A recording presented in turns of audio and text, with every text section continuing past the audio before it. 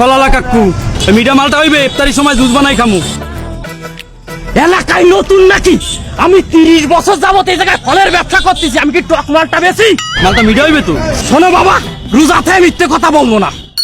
আমার এই জায়গার এক পিস মালটা যদি তুমি কিনে খাও, মনে হবে তুমি কাশ্মীরি আপেল খাচ্ছ।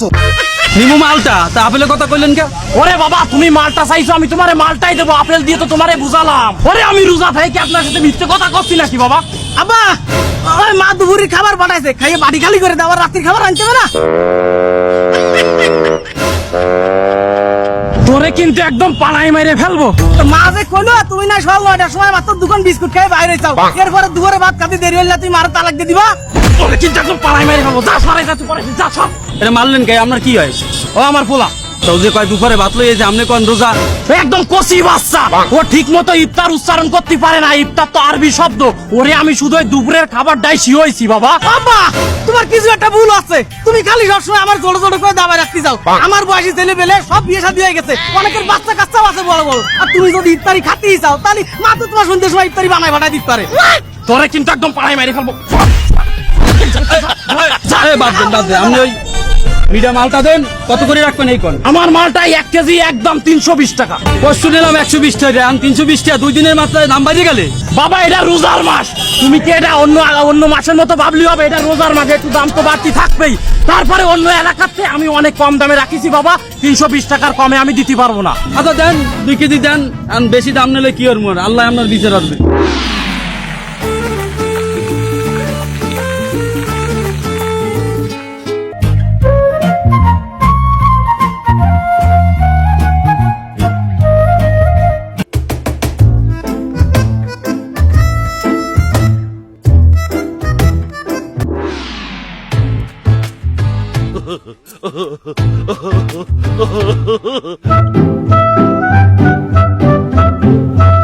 এই ছোলা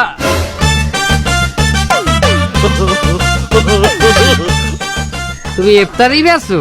হাই ছোলা কত করে দিয়া?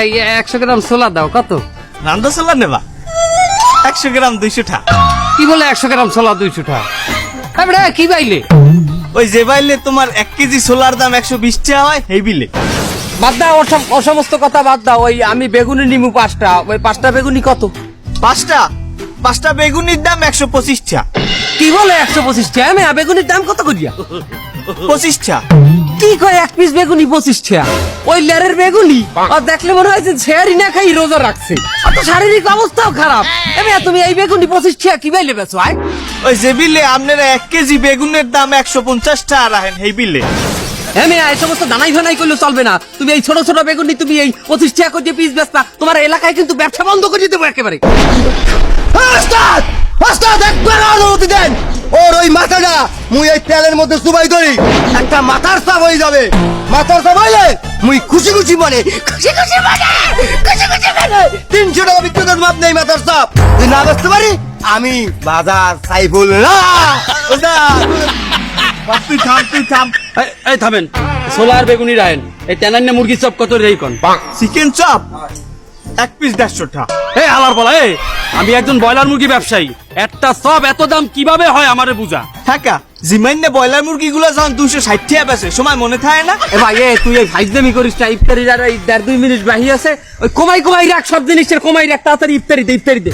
ব্যবসা তো আমরা হারা বছর করি না, এই বছরে একবার রমজান মাসেই করি। বেটা ফাইজদামি করিস না।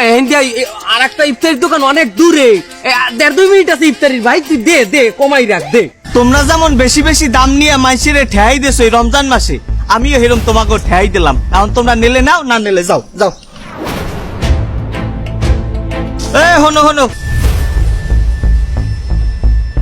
হনো বিশ্বের অন্যান্য দেশে রমজান মাস আইলেই প্রত্যেকটা জিনিসের দাম কমে যায়, আর আমাগো বাংলাদেশে তোমাগো মতো কিছু কুলাঙ্গারের জন্য প্রত্যেকটা জিনিসের দাম বাইরে যায়। এইসব অনৈতিক কাজ বাদ দাও, আর আজকে ইফতারি নাও, আমার তরফ থেকে কোনো টাকা দেওয়া লাগবে না।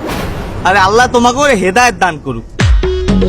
বেটা আজ ফিরি ইফতারি করি আর তওবা করি, আর কোনোদিন ভুলেও মাল স্টক করিয়ে জিনিসপাতির দাম বাড়াবো না। কি কও? ল